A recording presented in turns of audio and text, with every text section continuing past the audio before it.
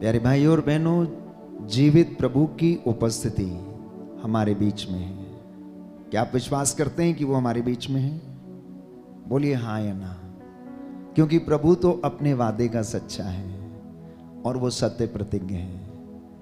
उसने कहा कि जहां पर 2 या 3 मेरे नाम से एकत्र होंगे, मैं उनके बीच में हाजिर रहता हूं। इतना ही नहीं, कहता है कि अगर मेरा नाम लेकर तुम पिता से कुछ भी मांगो तो वह तुम्हें प्रदान करेगा।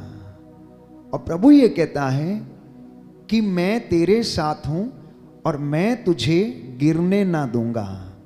जानते हैं क्यों? क्योंकि अगर हम गिर गए तो पिता का नाम जो है नीचा हो जाएगा। इसलिए प्रभु अपने पिता का नाम नीचा होने नहीं देता और इसलिए वो हमारी रक्षा करता है और हमें ऊंचा उठाता है ताकि हमारे जीवन में उसकी महिमा हो जाए। तो इस वक्त वो अपने वादे के मुताबिक आपके बीच में है, आपकी बातों को जानता है, आपको सुन रहा है। थोड़ी देर के लिए अपनी सारी चिंताओं को भूल जाना, सारे ठाट बाट को भूल जाना, बस प्रभु की ओर दृष्टि लगाना और आनंदित हो जाना। लोग अपनी अपनी श्रद्धा के अनुसार गिरजाघर जाते हैं, मंदिर जाते हैं और अपने अपने धार्मिक स्थलों पर जाते हैं, माथा टेक कर चले आते हैं, सीढ़ियों को हाथ लगाकर चूम के चले आते हैं। तो कोई यहाँ पर आता है और वेदी के सामने सिर झुकाकर चला जाता है और अपने अपने तरीके से प्यारे भाइयों और बहनों प्रभु का आदर करते हैं और सम्मान करते हैं। प्रभु ये चाहता है कि तुम मेरी उपस्थिति में विश्राम करो। आपको समझ में आया? प्रभु ये कहता है कि तुम मेरी उपस्थिति में विश्राम करो। तुम दुनिया में कहीं भी रहो, परंतु तुम मेरी उपस्थिति में रहोगे तो तुम कभी भी हारोगे नहीं। मैं तुम्हें विजय दिलाता जाऊंगा, लेकिन अगर तुम मेरी उपस्थिति में नहीं हो तो प्यारे भाइयों और बहनों, मैं तुम्हें विजय दिलाने में असमर्थ रहूंगा। यदि तुम मेरे नेटवर्क से बाहर हो तो मैं तुमसे कनेक्ट नहीं हो पाऊंगा। इसलिए हर एक विश्वासी को, हर एक मसीह को, हर एक अभिषिक्त को, हर एक चुने हुए व्यक्ति को जो विश्वास करता है कि परमेश्वर है, जो विश्वास करता है कि परमेश्वर ये काम कर सकता है, जो ये विश्वास करता है कि उसकी उपस्थिति में मुझे आनंद मिलता है, उसे परमेश्वर से क्या करना है? संयुक्त रहना है, उसकी हजूरी में विश्राम करना है। और मैं आपको विश्वास दिलाता हूं प्यारे भाइयों और बहनों, आप कभी भी विफल नहीं होंगे, आप कभी असफल नहीं होंगे। आप देखेंगे कि परमेश्वर आपके लिए किस तरह से इंतजाम करेगा और आपके लिए एक के बाद एक दरवाजा खुलता जाएगा। इंसान आपके लिए दरवाजे बंद करेगा, लेकिन परमेश्वर आपके लिए खिड़कियां खोल देगा। इतना ही नहीं, बाइबल ये कहती है कि वो अपने स्वर्ग के झरोकों को खोलेगा और तुम्हें आशीष से भर देगा और तुम्हारे अन्न जल और भंडारों को वो कहता है आशीष प्रदान करेगा। बोलिए आमेन, आमेन, हालेलुया, हालेलुया। हे प्रभु यीशु, हे प्रभु यीशु, आपका ये वचन मैं स्वीकार करता हूँ, यह मेरे जीवन में यह मेरे जीवन पूरा में हो जाए। पूरा हो जाए। Hallelujah, hallelujah, hallelujah, hallelujah. तो आज का विषय प्रभु ने ये दिया और कहा कि मेरे बच्चों से ये कहना कि मैं इन्हें विजय दिलाता हूं। कहता है मैं इन्हें विजय दिलाता हूं।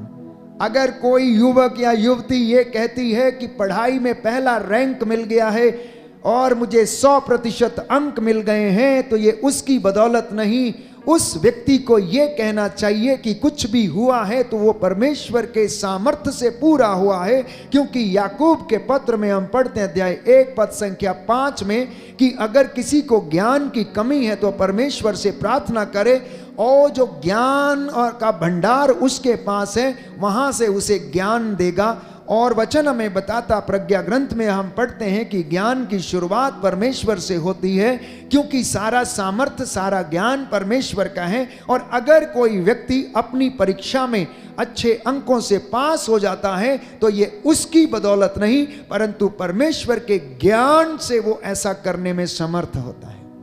और बाइबल ये भी कहती है कि परमेश्वर जिसे चाहता है वो उसे प्रदान करता है, वो जिसे चुनता है उसे अभिषेक करता है, वो जिसे चाहता है उसे वो भरपूर मात्रा में देता है, बशर्ते कि वो व्यक्ति ईश्वर को खुश करने वालों में से बन सके। अब आपको एक उदाहरण देता हूं मैं बाइबल से। राजा सुलेमान के विषय में सुना है? सुना है नहीं सुना है? पढ़ा है नहीं पढ़ा है? राजा सुलेमान के विषय में आप लोगों ने पढ़ा है ना, जानते हैं उसके बारे में। दुनिया में एकमात्र ऐसा व्यक्ति जिसे सारे विषयों का ज्ञान था, राजा सुलेमान। बाइबल के इतिहास में हम पढ़ते हैं एकमात्र राजा ऐसा जिसे परमेश्वर ने ज्ञान से भर दिया और वो हर विषय का ज्ञान रखता था, हर विषय की नॉलेज थी। उसके पास कोई भी केस आता था वो उसका समाधान करता था, क्योंकि परमेश्वर ने उसे वो समझ दी थी। इतने राजाओं में से केवल एक व्यक्ति राजा सुलेमान को यह ज्ञान प्रदान किया था। क्यों? राजा सुलेमान ने, बाइबल हमें बताती है, गाद नामक पहाड़ी पर परमेश्वर को 1000 बलिदान अर्पित किए और परमेश्वर उसके बलिदानों से खुश हुआ, उसके अच्छे कामों से खुश हुआ और खुश होकर परमेश्वर ने उससे कहा कि तूने मुझे प्रसन्न किया है, मैं तेरे इन यज्ञों से, बलिदानों से प्रसन्न हूं, मांग तो क्या मांगता है। उसने कुछ नहीं मांगा, शान शौकत शोहरत नहीं मांगी, लेकिन उसने कहा कि मैं इस राज्य में सबसे छोटा हूं और मैं तेरी प्रजा पर न्यायपूर्वक शासन कर सकूं, इसलिए मुझे समझ दे, मुझे बुद्धि दे, ताकि मैं तेरी इस प्रजा पर न्यायपूर्वक शासन कर सकूं। परमेश्वर ने उसे कहा कि ठीक है, तूने कुछ नहीं मांगा, ना सोना ना चांदी ना किसी चीज ऐसी चीज मांगी, ना शोहरत मांगी, तूने बुद्धि मांगी है, ज्ञान मांगा, समझ मांगी है, मैं तुझे ये तो देता हूं, इसके साथ ही मैं तुझे वो सारी चीजें भी देता हूं, इस पूरी दुनिया की धन दौलत परमेश्वर ने उसकी झोली में डाल दी। प्यारे भाइयों और बहनों, और वचन में लिखा है कि उसके जैसा आज तक धनी व्यक्ति नहीं था। उसकी प्रज्ञा सुनने के लिए दक्षिण की महारानी क्या करती थी? उसकी प्रज्ञा सुनने के लिए आया करती थी। यह परमेश्वर है जो आपको विजय दिलाता है, जो आपके साथ रहता है, जो आपसे वादे करता है और अपने वादों को पूरा करता है, बशर्ते कि हम, मैं और आप उससे कनेक्टेड रहें।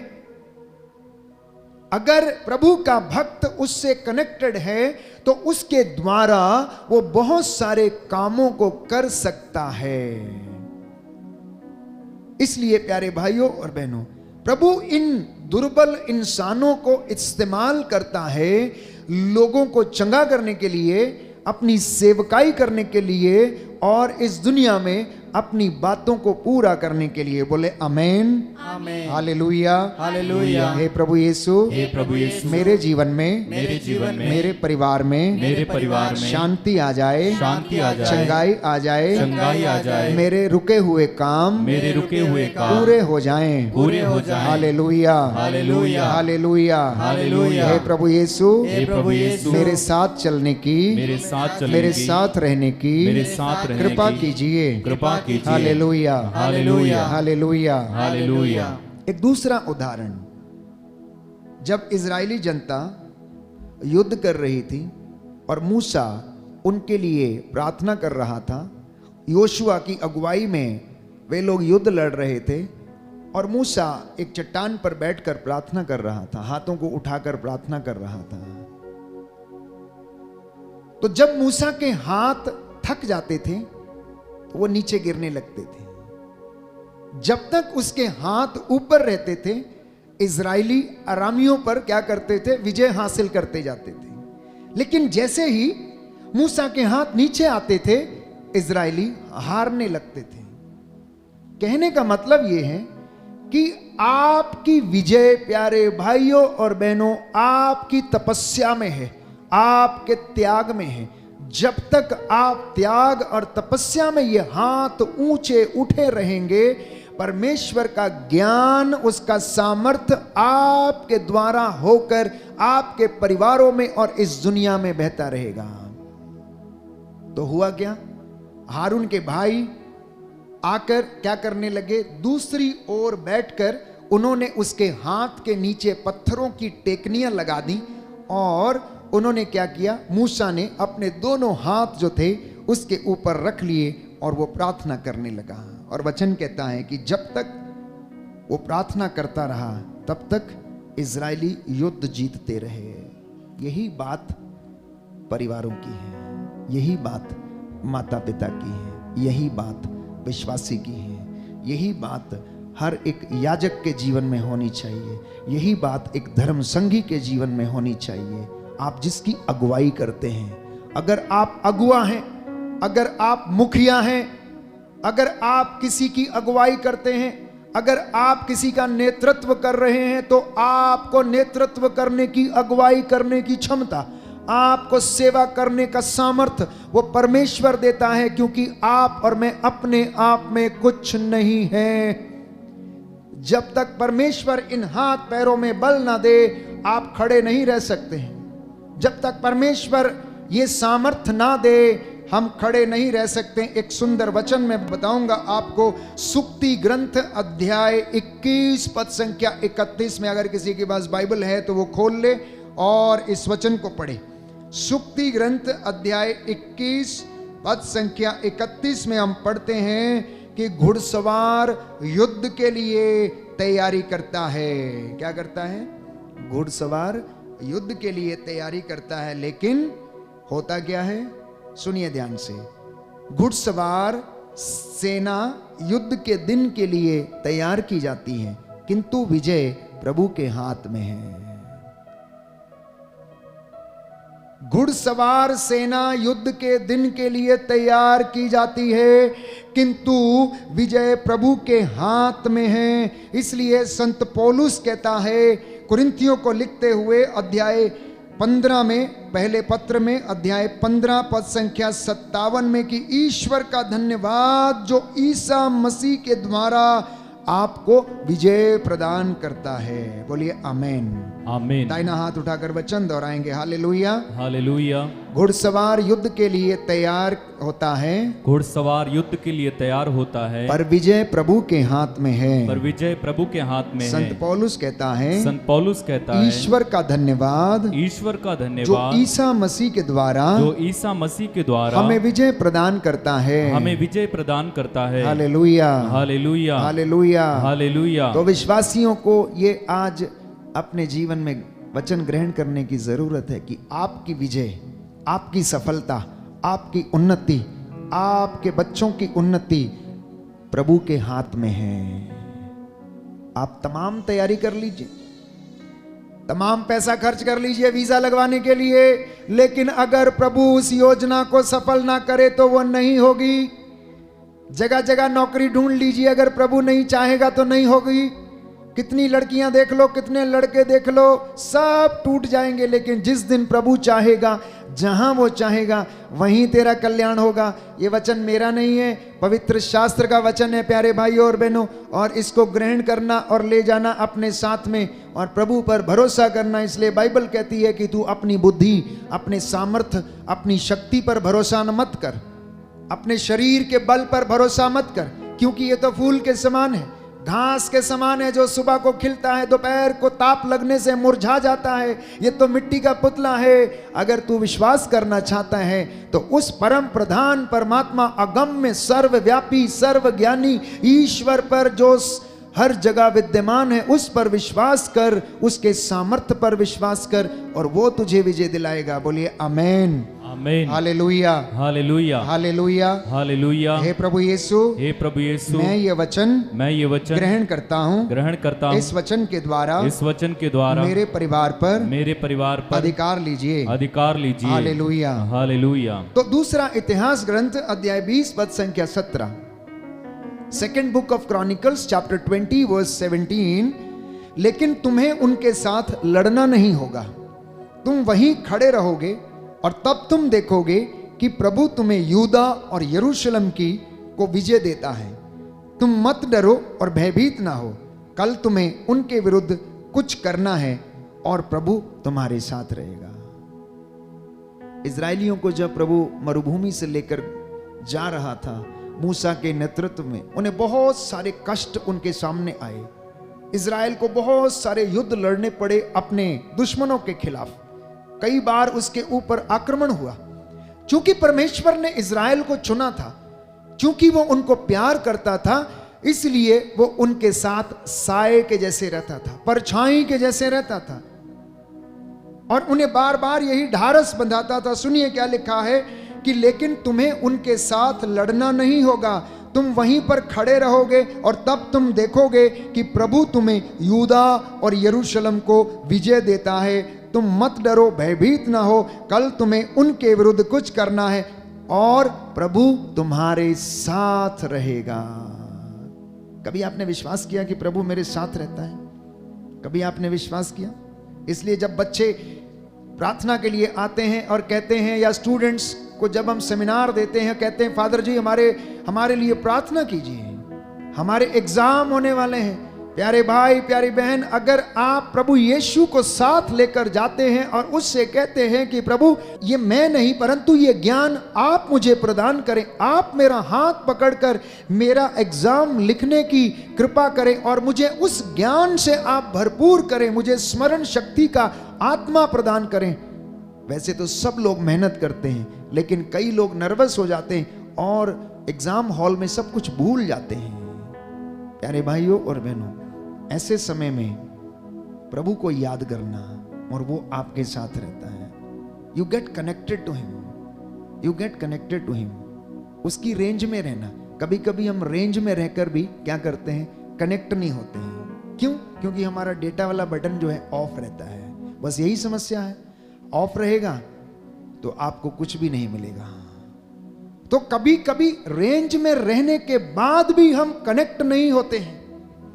तो परमेश्वर से हमें संयुक्त होने की आवश्यकता है। और क्यों है? क्योंकि विजय दिलाना, उन्नति दिलाना, आत्मिक उन्नति देना यह परमेश्वर का काम है। धन संपत्ति पर आशीर्वाद देना यह प्रभु का काम है।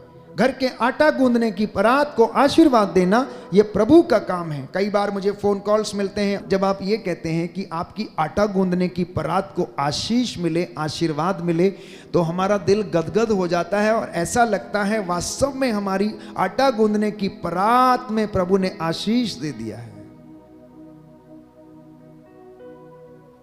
इसी तरह से खेत में बीज बोते समय किसान प्यारे भाइयों और बहनों उस बीज को परमेश्वर के नाम पर बोए, क्योंकि अंकुरों को आशीर्वाद देने वाला किसान नहीं है, परमेश्वर है जिसने ये पूरी दुनिया को बनाया है।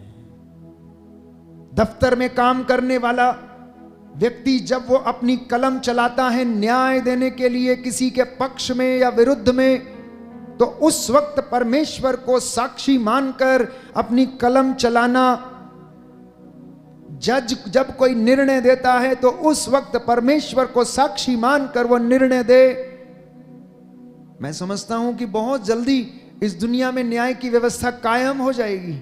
इतने कोर्ट कचहरियों में आपके केसेस पड़े नहीं रहेंगे जो आप चक्कर लगाते लगाते थक चुके हैं, घूस देते देते थक चुके हैं और आपको लूटने का ठेका ले रखा है लोगों ने। तारीख पे तारीख, तारीख पे तारीख, तारीख पे तारीख। समझिए प्यारे भाइयों और बहनों, परमेश्वर में इतना सामर्थ्य है कि वो इन तमाम लोगों के हृदयों को बदल सकता है। आप करके देखना, परमेश्वर को साथ लेके देखना। इसलिए मैं बार बार आपसे कहता हूं, आपकी उन्नति, आपकी चंगाई, आपकी सफलता, आपकी आशीष आपसे इतनी दूर है जितनी दूर जमीन से आपके घुटने हैं। आपकी आशीष, आपकी उन्नति, आपकी चंगाई, आपकी नौकरी, आपके अच्छे काम, आपकी अच्छी संतति को आशीर्वाद आपसे इतनी दूर है जितनी दूर जमीन से आपके घुटने हैं। घुटनों पर आ जाना, हाथों को उठा लेना। भोर के समय में शोक गीत अध्याय 2 पद संख्या 19 कहता है कि सुबह को उठकर, भोर को उठकर चिल्लाना प्रभु से, अब प्रभु के सामने अपने बच्चों की प्राण रक्षा के लिए गिड़गिड़ाना, क्योंकि आपकी संतानें मूर्छित पड़ी हुई हैं। आपकी संतानें मूर्छित पड़ी हुई हैं, वो भटक चुकी हैं, शैतान उन्हें बहका चुका है। उनकी प्राण रक्षा के लिए प्रभु के सामने, प्यारे भाइयों और बहनों, प्रभु ये कहता है कि प्रभु के सामने दुहाई देना। Hallelujah, hallelujah, hallelujah. हे प्रभु यीशु, हे प्रभु यीशु, मैं विश्वास करता हूँ, मैं विश्वास करता हूँ, आप मुझे विजय दिलाते हैं। आप मुझे विजय दिलाते हैं। आज के इस पवित्र दिन में, आज के इस पवित्र दिन में मेरे परिवार में, मेरे परिवार मेरे में, जीवन में, मेरे जीवन मेरे में, कामकाज में, मेरे कामकाज में आशीष आ जाए, आशीष चंगाई आ जाए, चंगाई आ जाए। Hallelujah, hallelujah, hallelujah, hallelujah. अब सुनिए ध्यान से, अगला वचन क्या कहता है। स्तोत्र संख्या 44 पद संख्या 4 कहता है, क्योंकि वे अपनी तलवार के बल देश के अधिकारी नहीं बने, वे अपने बाहुबल से विजयी नहीं हुए, बल्कि वह तेरे दाहिने हाथ, तेरे बाहुबल और तेरी कृपा दृष्टि का परिणाम था, क्योंकि तू उनको प्यार करता था, क्योंकि तू उनको प्यार करता था। स्तोत्रकार कहता है कि कोई भी व्यक्ति अपनी तलवार के बलबूते पर विजयी नहीं हुआ, या उसने अपने बाहुबल से विजय नहीं पाई, परंतु तू उसे प्यार करता था, इसलिए तेरी कृपा से वो क्या हो गया, विजयी हो गया।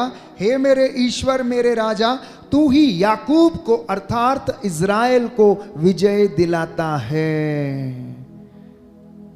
वो आपको विजय दिलाता है, विश्वासियों को विजय दिलाता है। जो उसकी शरण जाते हैं वो उनके साथ रहता है। इसलिए स्तोत्रकार कहता है कि मैं गाते बजाते हुए, वीणा बजाते हुए मैं तेरी स्तुति करूंगा, तेरा धन्यवाद करूंगा और मैं तेरी महिमा गाऊंगा।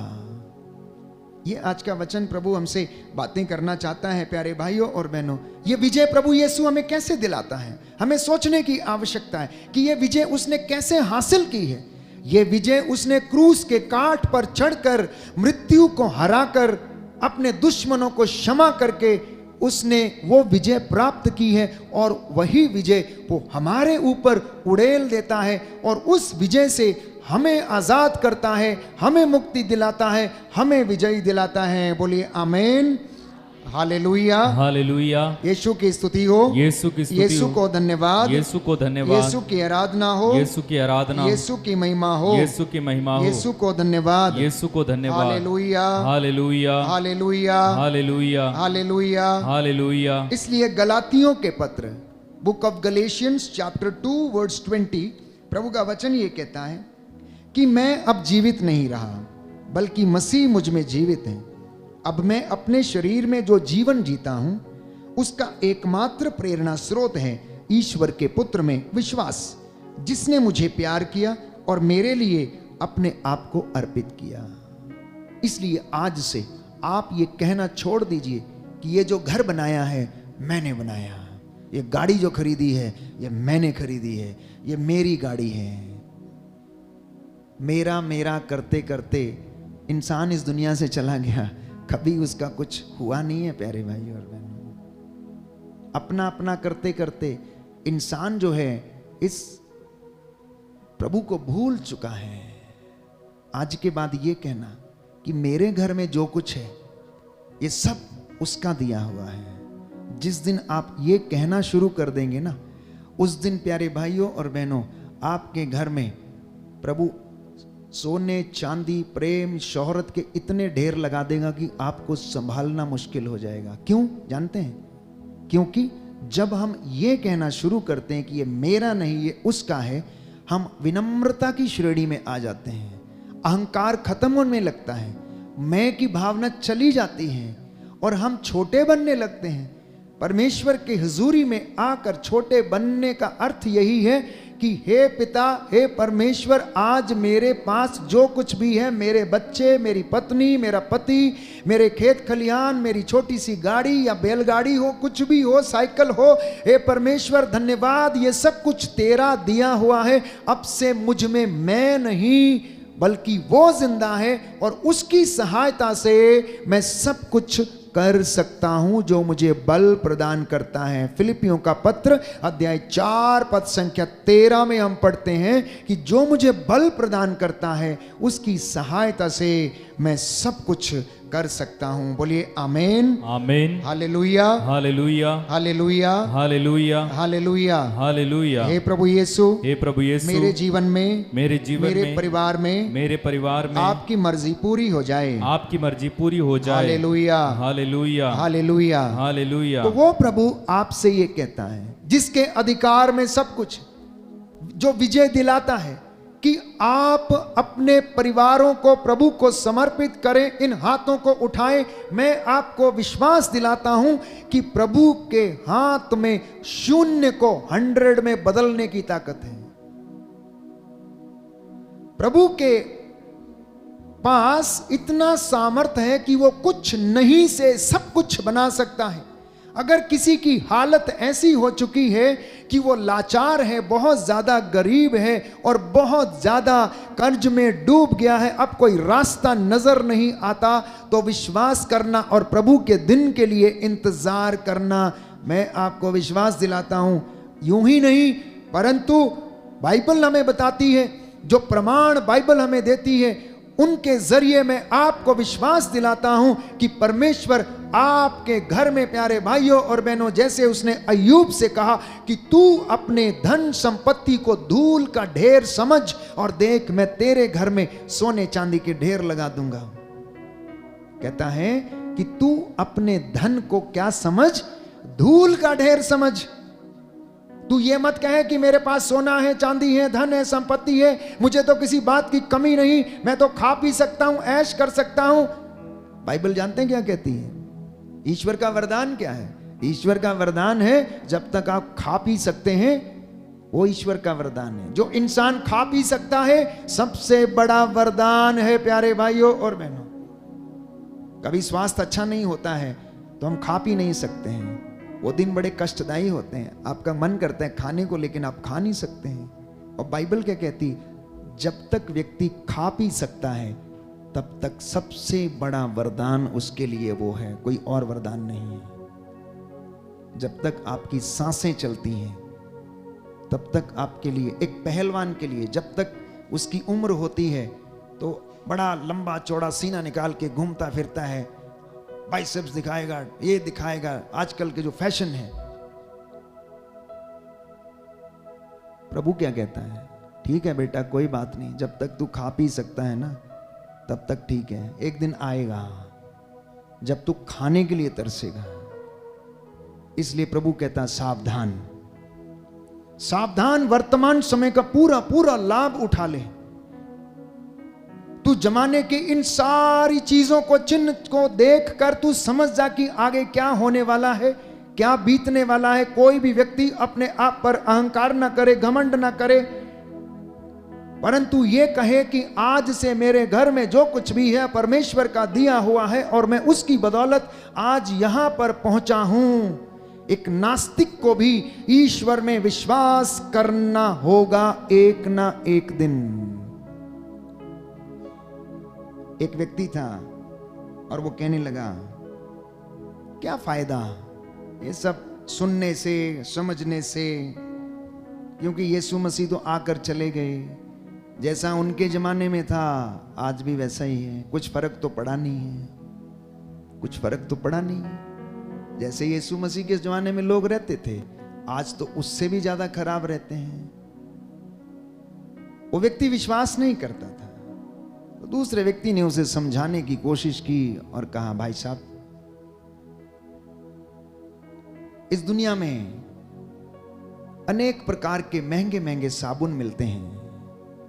अगर आप दुकान पर जाओगे तो आप वहां से अच्छे अच्छे साबुन खरीद के ले आ सकते हो। और आप उनसे स्नान कर सकते हो। इतने साबुन होने के बावजूद भी फिर भी लोग गंदे क्यों रहते हैं? फिर भी लोग गंदे क्यों रहते हैं?